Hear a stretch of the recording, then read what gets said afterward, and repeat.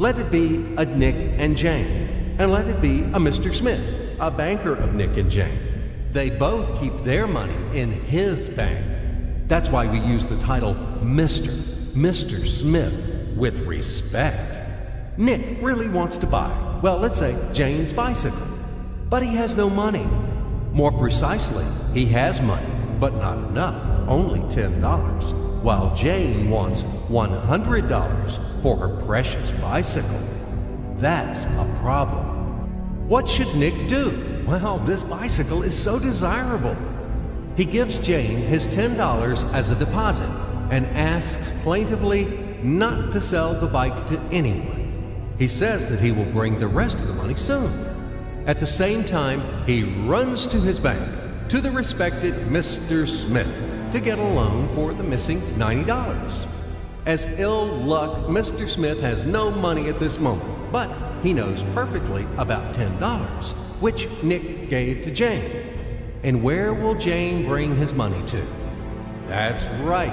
She will put these $10 in her lovely bank to the same Mr. Smith.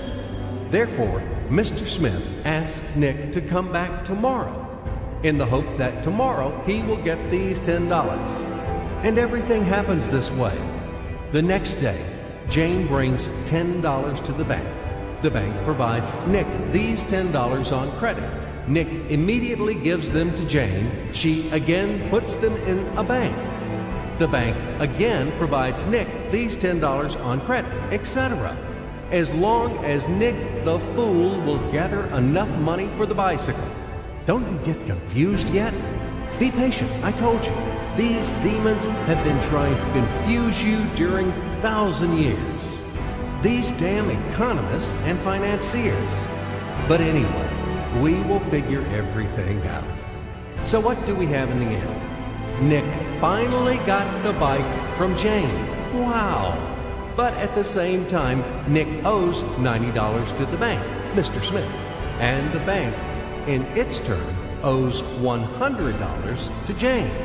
In other words, those $10, which existed initially, have magically turned into $200, $190 of debts plus real $10. But these $10 would also turn into $1,000, even in $1 million or $1 billion, if Nick would make a more expensive purchase. In this case, our $10 would make the increasing number of its cycles, circuits from hands to hands. That's it. So, what happens in today's world? SOS! It appears that banks also make money out of thin air and multiply them. Not only Fed can produce money, but banks either. In short, everybody can do this, except you and me.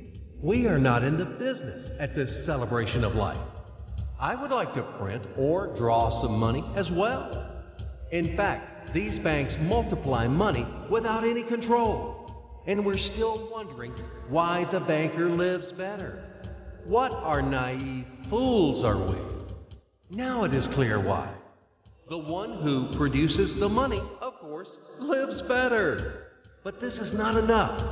From this moment, poor Nick will never be able to repay his debts owed to the bank, no matter how hard he would work. Silly Nick doesn't know it yet, that he's in slavery to the bank, in credit bondage forever, because those $90 which he owes to Mr. Smith do not exist in nature at all.